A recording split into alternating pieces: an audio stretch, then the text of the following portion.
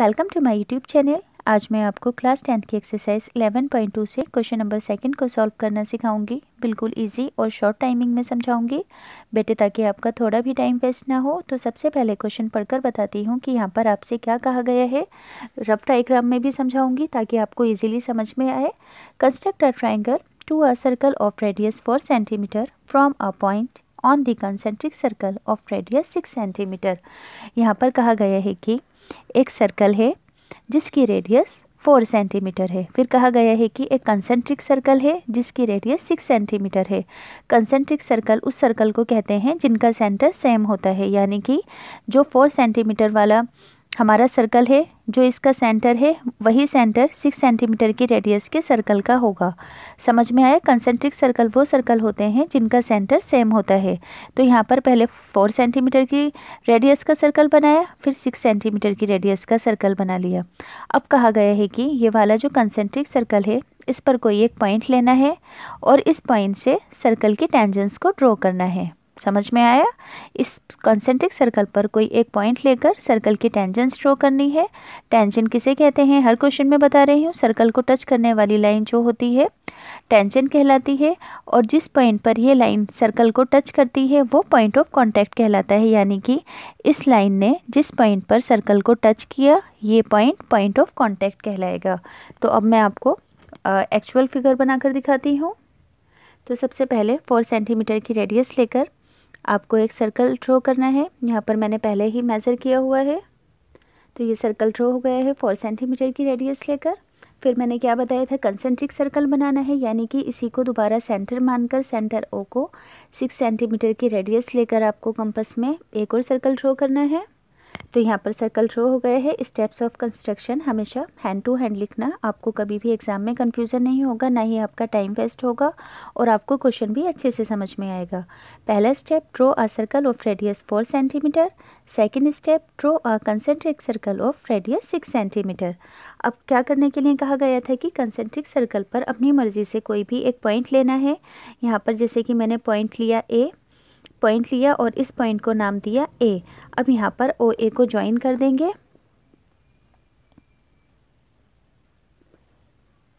यहाँ पर मैंने ओ ए पॉइंट को ज्वाइन कर दिया है।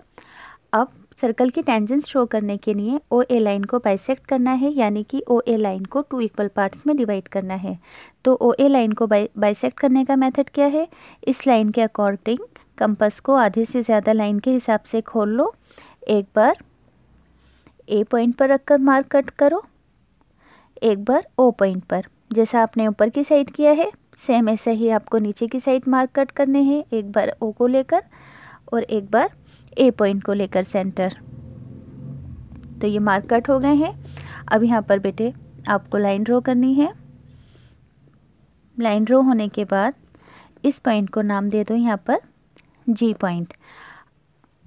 अब यहाँ पर आपको क्या करना है, जब हमने ओ ए लाइन को बाइसेक्ट कर लिया है तो टेंजेंट्स बनाने के लिए ए और जी को आपको यहाँ से कंपास के अंदर बिल्कुल ध्यान से मेज़र करना है, और फिर मेज़र करने के बाद जी को सेंटर मानकर आपको एक सर्कल ड्रॉ करना है।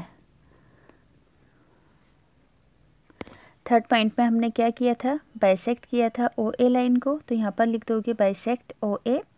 फिर हमने क्या किया था कि ए जी को रेडियस लेकर एक सर्कल ड्रॉ किया था, तो लिखोगे taking A G as radius and draw a circle.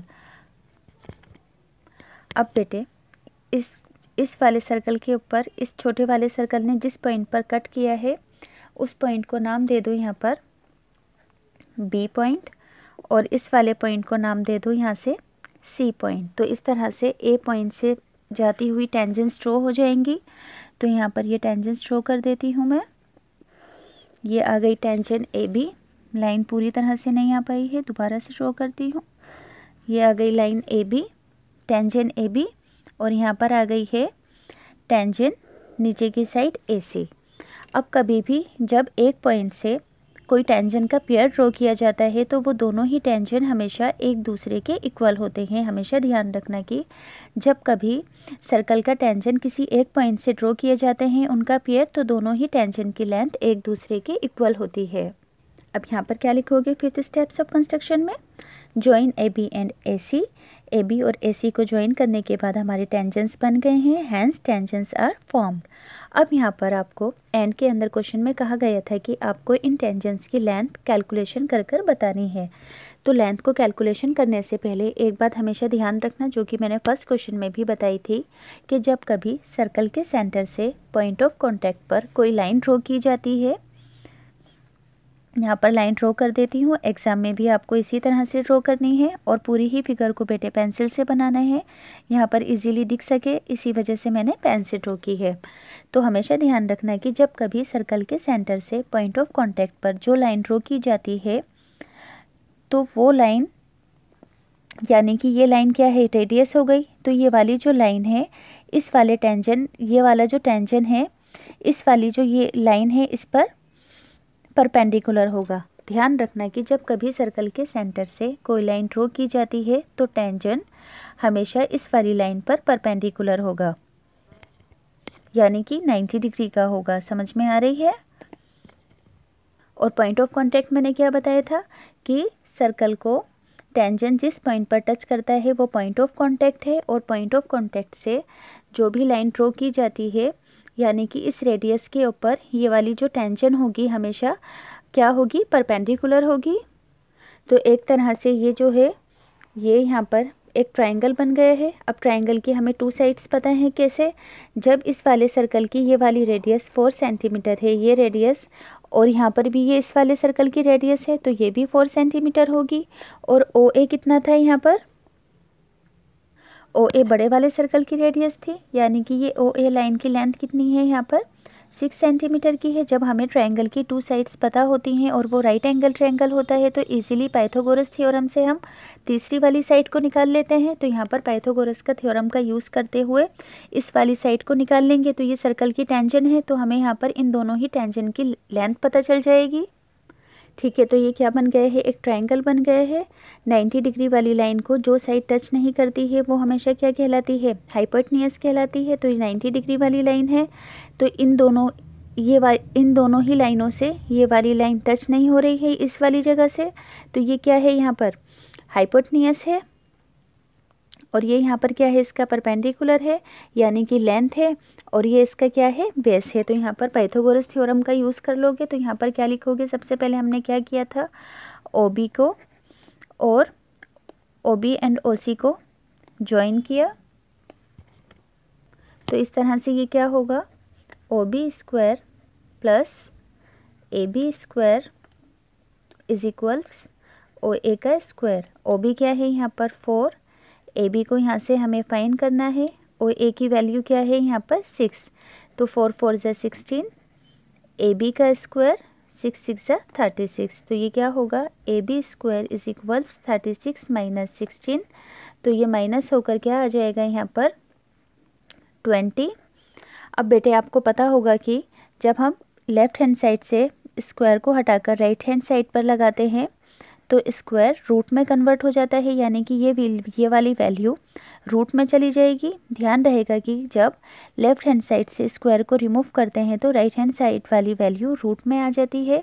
अब हम यहाँ पर क्या करेंगे कि 20 के फैक्टर लेंगे, 2 10 ज़ा 20, 2 5 ज़ा 10 एंड 5 1 ज़ा 5। तो इसके फैक्टर्स क्या है, 2 इंटू 2 इंटू में 5। तो अब आपको पता है जो पेयर बनता है वो हमेशा रूट के बाहर आता है, और जो पेयर नहीं बनता है वो हमेशा रूट के अंदर आता है। तो यहाँ पर AB की वैल्यू क्या हो गई, 2 इंटू √5 सेंटीमीटर। अब जब एक साइड टेंजेंट की लेंथ निकल गई है तो दूसरी टेंजेंट भी इक्वल है इसके, क्योंकि एक ही पॉइंट से बनी है ये दोनों टेंजेंट। तो इसका मतलब क्या होगा कि AC भी कितनी होगी, 2 इंटू √5 सेंटीमीटर। अब बेटे कभी कभी एग्जाम में जस्टिफिकेशन आता है, सिर्फ 2 मिनट का जस्टिफिकेशन है, वो भी कर लो, क्योंकि बुक के अंदर जस्टिफिकेशन देने के लिए कहा गया है, इसलिए आपका जानना भी ज़रूरी है। तो जस्टिफिकेशन में मैंने पहले फर्स्ट क्वेश्चन में भी बताया था, बिल्कुल सेम है कि जब कभी किसी सेमी सर्कल के अंदर कोई ट्रायंगल बनता है और वो सर्कल की सरकमफ्रेंस को टच करता है तो इस पॉइंट पर ये 90 डिग्री का होता है। ध्यान रहेगा कि ये जो छोटा वाला सर्कल है इसके अंदर एक ट्रायंगल बना है और ये ट्रायंगल इस सर्कल की सरकमफ्रेंस को टच कर रहा है, तो इसका मतलब है कि इस पॉइंट पर 90 डिग्री का एंगल बना है। तो यहाँ पर 90 डिग्री दिखाने के लिए मैंने OB और OC को ज्वाइन किया था। तो सबसे पहले जस्टिफिकेशन में लिखोगे join OB and OC। Justification में बेटे दिखाना क्या है कि ये दोनों ही सर्कल की टेंजेंट्स हैं और दोनों ही एक दूसरे के इक्वल है, यही बात आपको जस्टिफिकेशन में बतानी है। तो बेटे ये एंगल बी पर क्या होगा 90 डिग्री, तो यहाँ पर क्या लिखोगे कि एंगल ABO क्या है, यहाँ पर 90 डिग्री है। इसका रीज़न लिखोगे angle in the semi circle is a right angle. इतनी बात समझ में आ गई, अभी मैंने समझाई थी। अभी मैंने आपको क्या बताया था कि टेंजेंट इस वाली रेडियस पर क्या है, परपेंडिकुलर है। तो यहाँ पर क्या लिखोगे कि AB परपेंडिकुलर है OB पर। रीज़न में लिखोगे since tangent is perpendicular to radius. ये मैंने बताया था ना कि OB लाइन क्या है, यहाँ पर रेडियस है और टेंजेंट हमेशा रेडियस पर परपेंडिकुलर होता है, तो यही रीज़न लिख दोगे। तो इसका मतलब क्या हो गया कि AB क्या है, सर्कल का टेंजेंट है, हैंस में लिखोगे AB has to be tangent to a circle. हमेशा ध्यान रखना कि जब कभी किसी रेडियस के ऊपर कोई परपेंडिकुलर होगा तो वो हमेशा सर्कल का टेंजेंट होता है। तो इसी वजह से यहाँ पर क्या प्रूफ हो गया कि hence AB has to be tangent to a circle. अब आपने AB को टेंजेंट दिखा दिया है, इसी तरह से AC को भी दिखाना पड़ेगा। तो ये दोनों ही एक दूसरे के सिमिलर है, तो यहाँ पर सिमिलरली के अंदर लिख दोगे, ये पूरा ही लिखकर दिखाने की ज़रूरत नहीं है। Similarly AC is also tangent to a circle. तो बेटे यहाँ पर मैंने जस्टिफिकेशन भी दे दिया है, एक्चुअल कैलकुलेशन भी कर बता दी है। तो अब आपको क्वेश्चन अच्छे से समझ में आ गया होगा। प्लीज़ वीडियो को लाइक, सब्सक्राइब और शेयर ज़रूर करना।